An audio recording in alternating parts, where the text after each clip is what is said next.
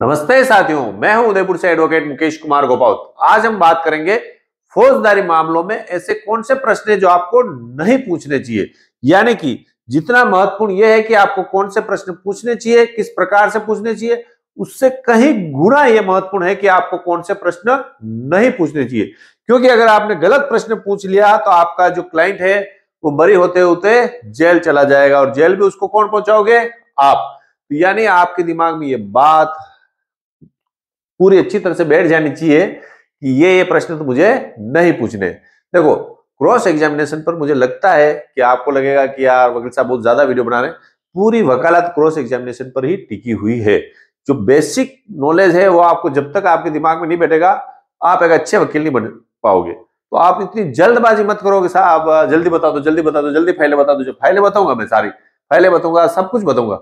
मगर cross examination में चाहता हूं कि आप एक अच्छे वकील बनो, और अच्छे वकील तभी बन पाओगे जब आपको सारी बातें पता होगी, यानी आपका बेसिक पूरा एकदम कंप्लीट होगा। तो आज का जो टॉपिक है, क्रॉस एग्जामिनेशन में ऐसे प्रश्न नहीं पूछे। कौन से प्रश्न? आगे कोई प्रश्न दोगे ना, तो वे प्रश्न जो घटना की तायद करते हैं, यानी कि जो घटना को बताते हो। यानी आपके प्रश्न इस प्रकार के हो कि खुद ही आप कह रहे हो कि यह घटना हुई है या यह घटना घटित हुई है। तो उन संबंध में उन बातों के संबंध में आपको कोई प्रश्न नहीं पूछना है। जैसे यानी कि इसका एक जनरल रूल ये समझ लो कि जो घटना की तायद करते हो, है ना, घटना की तायद, तायद का मतलब हो गया जो खुद अपने आप में घटना बताते हो, हाँ ये घटना हुई है, वैसे प्रश्न आपको नहीं पूछने। इसमें अपन बात करते हैं जैसे कि घटना का तरीका। आपको ये नहीं पूछना है कि तेरे घर में किस प्रकार से मुलजिम आए, तेरे साथ किस प्रकार से मारपीट की, है ना, तो किस प्रकार से सामने वाला व्यक्ति आया। इस प्रकार से जो घटना की तायद करते हैं वो प्रश्न आपको भूल कर भी नहीं पूछना। फिर घटना का स्थान और समय से संबंधित प्रश्न भी आपको नहीं पूछने चाहिए कि कितनी, देखो तेरे साथ 5 बजे मारपीट हुई, सुबह 9 बजे मारपीट हुई, 6 बजे मारपीट हुई। यानी कि जो उसने एफआईआर में लिखा उसी चीज को आपको कभी तायद नहीं करना है। ऐसे भी इस पर विस्तार से बात करेंगे। तीसरी चीज है अभियुक्त के नाम। अभियुक्त के नाम भी आपको कभी भी किसी भी व्यक्ति से नहीं पूछने। देख तेरे को किसने मारा, आपने पूछा देखो तेरे को किसने मारा, तो उसने बोल दिया मेरे को मोहन ने मारा, हीरा ने मारा, राम ने मारा, आजाद ने मारा, तो आप खुद कुएं में डूबे। ठीक है। और तो अब ऐसे प्रश्न कौन सा हो गए? घटना का तरीका। मान लो कि एक व्यक्ति है जिसकी जो कहता है कि मैं घर पर बैठा था, राम मोहन हीरालाल आए और मेरे घर में जबरदस्ती घुसकर मेरे साथ मारपीट की, जिससे मेरे सिर पर चोट आई, हाथ पे चोट आई, सिर पर लट राम ने मारा था। ठीक है ना, ये छोटी सी बात है। तो आपको कभी ये नहीं पूछना कि तेरे साथ मारपीट कैसे हुई, वही एफआईआर बोल देगा पूरी, क्योंकि उसको रेट ड्यूटी है। आपको ये भी नहीं पूछना कौन से स्थान पे मारपीट हुई, कौन से समय पे मारपीट समय हुई, ये भी नहीं पूछना। और अभियुक्त के नाम तो कभी भूल के भी नहीं पूछने। आपने पूछा तेरे साथ किसने मारपीट की, उसने नाम बता दिया, इसी ने मारपीट की। हो सकता है उसने मुख्य परीक्षा में नहीं बता रखे, मुख्य परीक्षा में बता रखे हो, तो भी आपको इस प्रकार के प्रश्न कभी नहीं पूछने जो घटना की तायद कर देते हो। उससे क्या होगा कि आपकी सजा हो जाएगी पक्की। अब ये बात तो समझ में आ गई कि आपको ये प्रश्न नहीं पूछने चाहिए, तो फिर पूछेंगे क्या? कुछ तो ऐसा है ना जो पूछना पड़ता है, तो आपको मौन रह के खड़े हो जाओगे। फिर मैंने इससे पहले जो वीडियो में बताया था कि आपको कुछ प्रश्न बना के ले जाने, तो प्रश्न बनाने कैसे बनाओगे ये आपको समझ में तब भी बैठेगा जब आप फाइल पढ़ोगे। साथ में जब आपको ये पता होगा कि जो मैं प्रश्न पूछ रहा हूं उसका उत्तर कहीं मेरे मुलजिम को और ज्यादा नहीं फंसा देवे, और जो मेन जो प्रार्थी है, एप्लीकेंट है, वो अपनी एफआईआर को याद करके आते हैं, एपीपी कार्यालय में जाके याद कर लेते हैं। सामने वाला वकील साहब भी उनको बताता है कि ये पूछे तो ये बोलना, ये पूछे तो ये बोलना, ये पूछे तो ये बोलना। तो ऐसी स्थिति में आपको वो प्रश्न पूछने हैं जो उनके वकील साहब ने उनको नहीं बताए हो। आपको ये क्रॉस एग्जामिनेशन क्यों करते हैं, इससे पहले मैंने वीडियो बताया ना। आपको ये चीजें पता करनी है कि जो गवाह बोल रहा है वो झूठ बोल रहा है, ये साबित करना है। ये साबित नहीं करना है कि घटना हुई या नहीं हुई, ये साबित नहीं करना आपको कि किसने मारा। आपको ये बोलना गवाह की विश्वसनीयता कम हो जाए, यानी विश्वसनीयता कम हो जाए। एक तो ये, दूसरा गवाह झूठ बोल रहा है।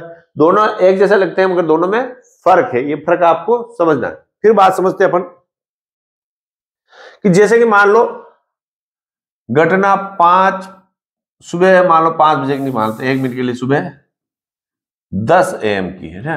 ये क्या 10 AM मेरे साथ घर पे आके मारपीट की राम ने एक रिपोर्ट लिखवाई, मान लो किसने भी लिखवाई, हीरो, और कोई गवाह है, तो आपको उसने ये नहीं पूछना कि आप घटनास्थल पे कितनी बजे गए, वो फटाक से बोलेगा मैं 10 बजे। आपको उससे यही पूछना है कि आप आपके घर से कितनी बजे निकले, वो बोलेगा मैं 10 बजे निकला, 9 बजे निकला, जो भी होगा। फिर 2-3 प्रश्न और दूसरे पूछने, फिर पूछना है कि आपका घर और उसका घटनास्थल कितना दूर है। उसने बता दिया कि भाई 15 किलोमीटर दूर है, 10 किलोमीटर दूर है, तो फिर 10 बजे अगर कोई व्यक्ति निकलता है, 15 किलोमीटर दूर है, 10 बजे कैसे पहुंच गया। यानी इस प्रकार के प्रश्न आपको पूछने। हर क्रॉस एग्जामिनेशन में कोई इंग्लिश, जैसे आप इंग्लिश सीख रहे हो, तो रटे रटाए वाक्य आप सीख कर इंग्लिश नहीं बोल सकते, कुछ शब्द बोल सकते हो। जैसे क्रॉस एग्जामिनेशन में कुछ वाक्य आप प्रश्न आप पूछ सकते हो, मगर मास्टर कब बनोगे, जब आपको उसकी ग्रामर का पता होगा। तो इसमें क्रॉस एग्जामिनेशन में आप कब मास्टर बनोगे। कुछ मैं पहले बता दूंगा, चोरी की पहले बता दी, मारपीट पहले 5 से पहले बता दी, और ये पूछना, तो उसमें आप मास्टर नहीं बन पाओगे। उसमें क्या बन पाओगे, आप रटने वाले तोते बन जाओगे। तो मैं क्या चाहता हूं कि आपके दिमाग में बैठे कि क्रॉस एग्जामिनेशन वास्तव में होता क्यों और क्यों करते हैं। इसके लिए आपको एक सबसे बढ़िया तरीका बताता हूं। देखो, क्योंकि ज्यादातर मेरे वीडियो जूनियर ही देखते हैं, जूनियर एडवोकेट नए हैं जो, जब भी आपके वकील साहब जिनके साथ आप काम करते हो ये क्रॉस एग्जामिनेशन करने जाते हैं, उससे पहले आप फाइल पढ़ो। अब मैं तो फाइल बताऊंगा ही बताऊंगा, पर पहले मैं कह रहा हूं फाइल पढ़ो। फिर ये याद रखो कि आप उस फाइल के प्रश्न बनाओ, उत्तर तो आपको बनाने, प्रश्न बना दो।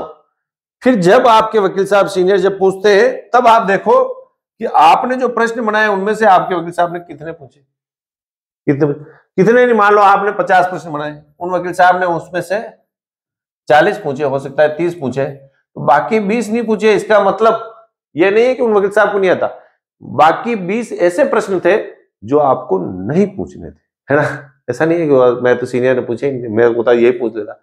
ऐसे प्रश्न कई ज्यादातर लागू मामलों में सजा ऐसे इसलिए हो जाती है क्योंकि खुद ही वो कह देता है कि भाई आपने, जैसा कभी कभी गाड़ी में एक्सीडेंट होना, तो वो खुद ही पूछ देता जिले में, देखो गाड़ी कौन चला रहा है, ये तो आपको मालूम नहीं है। उसने कह दिया गाड़ी मुकेश कुमार चला रहा था, मरे। पहले उसने कभी गाड़ी के नंबर ही बता रहा था, वो FIR में उसने गाड़ी के नंबर लिखा है, नाम नहीं लिखाया, सब कुछ था। आपने खुद ही पूछ लिया कौन चला रहा था, अब आपका एक्यूज फंस गया। या उसने FIR में गाड़ी के नंबर नहीं लिखा है और आपने उससे पूछ लिया देखो गाड़ी के नंबर को क्या थे, और उसने बता दिया, और चिप में भी उसने नहीं बताया, तो फिर आपको ऐसी जबरदस्ती आ बैल मुझे मार वाली बात आपको नहीं करनी है। तो ये बात है, आपको सीखने के लिए क्या करना पड़ेगा, आपके जो सीनियर है उनकी फाइल में देखकर आपको, जिनमें क्रॉस बाकी है उनमें पहले आपको प्रश्न बनाने पड़ेंगे, आपको प्रैक्टिस करनी पड़ेगी। आप देखो वकालत के काम में आए हो, ये प्रोफेशन अपना रहे हो, तो अपने आप को आप आरामदायक जीवन में जीना सिखा रहे हो, तो दोस्तों आप बहुत बड़ी गलती कर रहे हो। आपको बहुत ही तपना पड़ेगा, वरना तपता नहीं तपता फिर निकलता। वैसे ही आपको सुबह जल्दी उठ के पढ़ना पड़ेगा, 3 घंटा लगातार पढ़ना पड़ेगा, मेहनत करनी पड़ेगी, नए क्लाइंट कैसे लाना है वो भी आपको करना पड़ेगा। आप ये सोचते हो कि मैंने LLB कर लिया तो आराम से मेरा जीवन निकल जाएगा, सुबह आराम से 9 बजे उठ रहे हो, 8 बजे उठ रहे हो, फिर कोर्ट जा रहे हो, 3 बजे कोर्ट से घर आ गए, फिर टीवी देख रहे हो, मोबाइल देख रहे हो, दोस्तों से बात कर रहे हो, आप सफल वकील नहीं बन पाओगे। आपको 2 से 3 साल, हालांकि मैंने तो लंबे साल जब तक जियो तब तक करना ही है वकील, इन 2-3 सालों में तो बहुत ही कठोर मेहनत करनी है आपको। आपके जीवन, यानी कि वीडियो देखने के बाद आप जो 7 बजे उठ रहे हो, अगर आप 4 बजे उठने लग जाओगे तो आपका जीवन में 6 महीने में भी परिवर्तन आ जाएगा। मगर आपके शरीर से आलस्य को दूर भगाना जरूरी है। नहीं भगाओगे, जाओगे, जब मैं कितना भी कहूँ आप कानून पढ़ना बंद कर दिया, मैं कितना भी कहूँ आपने फाइल पढ़ना बंद कर दिया, आपने दोषारोपण दूसरों, मेरे तो बॉस अच्छे नहीं है, मेरे तो वो भी अच्छा नहीं है, मेरे तो कोई काम भी नहीं लाता, मेरा काम तो दूसरे मेरे मिलने वाले वकील साहब ने ले लिया, झपट लिया, रोते रहोगे तो रोते ही रहोगे, फिर आपके लिए वकालत नहीं है, फिर आपको किसी दूसरे जॉब में चले जाना चाहिए। अच्छा वकील बनना, मेरा इस चैनल का उद्देश्य आपको सिर्फ वकील बनाना नहीं है। मैं क्या चाहता हूं कि जब भी आप आपकी डायरी और फाइल लेकर किसी कोर्ट में जाओ, तो सामने वाले जो वकील साहब हैं या सामने जो जज साहब हैं, उनको भी लगे कि कोई ना कोई व्यक्ति आया है, यानी कि उनको लगे कि अब अच्छी बहस होगी, सामने वाले व्यक्ति के दिमाग में डर बैठ जाएगी, यार इनके सामने मैं कैसे डरूंगा, इनको कानून आ दे। यानी जो फाइल आप ले जा रहे हो, आपको फाइल के बारे में पता है, सब फाइल के फैक्ट्स आ दे आपको, ठीक है। दूसरा, जो फाइल आप जा रहे हो उसके संबंध में आपको कानून पता है, जिस फाइल को आप जिस कानून से अपने पक्षकार को जिताना चाहते हो उससे संबंधित आपको रूलिंग यानी कि कोई भी 2 फैसले, 2 से 5-7 फैसले आपको पता है, क्रॉस कैसे करना है पता है, तो आप अच्छा वकील बन पाओगे। बाकी वहां जाकर आप ऐसे खड़े हो गए, कुछ भी आपको पता नहीं चला। जो आपके शहर के टॉप जो 10 एडवोकेट है, आप उनकी दिनचर्या देखें, उनसे बात करने का तरीका देखें। भले आप किसी भी एडवोकेट के साथ काम करो, आपको जिन एडवोकेट के साथ काम करें उनसे कोई शादी थोड़ी करनी है क्या उनके विवाह में जाना है, उनकी लड़की से उनके लड़के से शादी नहीं करनी, अपने तो काम सीखे वहां से जाना है फटाफट। तो वहां जो काम सीख रहे हो आप दूसरों को देख के भी सीख सकते हो, ऐसा नहीं कि उनसे देख के नहीं सीखते हो। तो वहां पर आप देखो कि वो वास्तव में क्या कर रहे हैं, तो आपको क्रॉस का बारे किसे पता चलेगा। यानी क्रॉस एग्जामिनेशन, भले मैं कितने वीडियो बनाऊं, जब तक आप 10, 20, 30 क्रॉस एग्जामिनेशन फाइल पढ़ने के बाद आप नहीं देखोगे, तब तक आपको पता नहीं चलेगा। जनरली ये मान्यता रहती है कि कोर्ट में बैठ गए तो सीखने को मिलता है, कोर्ट में बैठने से भाटा ही सीखने को नहीं मिलता। भाटा जानते हो, पत्थर, कुछ सीखने को नहीं मिलता जब तक आपको उस फाइल का नॉलेज नहीं है। फाइल को आपने पहले पढ़ रखा है, फिर वहां खड़े हुए तो आपको पता चलेगा कि वकील साहब किस निशान में जा रहे हैं, क्या कहना चाहते हैं, वकील साहब का उद्देश्य क्या और क्यों प्रश्न पूछ रहे हैं, तभी आपको पता चल जाएगा। तो इसलिए आपको आपके बॉस की फाइल पढ़नी। सर बॉस तो मैं फाइल पढ़ने नहीं देते हैं, बॉस तो कोर्ट में ही नहीं बैठे, छोड़ दो उन बॉस को जो फाइल पढ़ने देते हैं। उनका जिनके पास जिनकी डायरी में 50 से 60 पेशियां है, उनके पीछे मत भागो, ठीक है, वो पढ़ने नहीं देंगे, उनको दौड़ाते रहेंगे। जिनकी डायरी में तो 5-10 पेशियां है, उनके यहाँ सीखने के चांस ज्यादा है, जो आपको साथ रखें, जो साथ खड़ा रखें। आपको काम सीखना है। इस वीडियो के माध्यम से मैंने सिर्फ आपको छोटी सी जानकारी दी कि आपको वो सारे प्रश्न जो आपको खुद को फंसाते हो, यानी जो घटना की तय करते हो, वो प्रश्न आपको कभी नहीं पूछने चाहिए।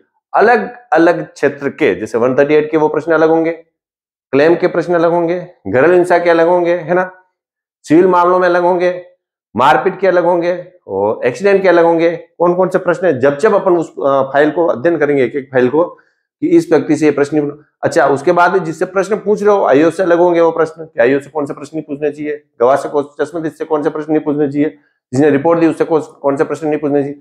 ये सारी बातें अलग अलग होगी, मगर आपको मूल रूप से यह ध्यान जरूरी है जब भी आप क्रॉस एग्जामिनेशन करने जाओ कि ये प्रश्न तो मुझे इस व्यक्ति से नहीं पूछने हैं। तो जरूर आपको इस वीडियो से कुछ नहीं सीखने को मिला होगा। जो बातें आपको लंबे समय से कोर्ट में जाने पर नहीं सीखने को मिलती है, वो इस वीडियो मेरे चैनल पे आपको जरूर सीखने को मिलेगी। चैनल आपको पसंद आया तो लाइक करें और सब्सक्राइब भी आप जरूर करें। Thank you.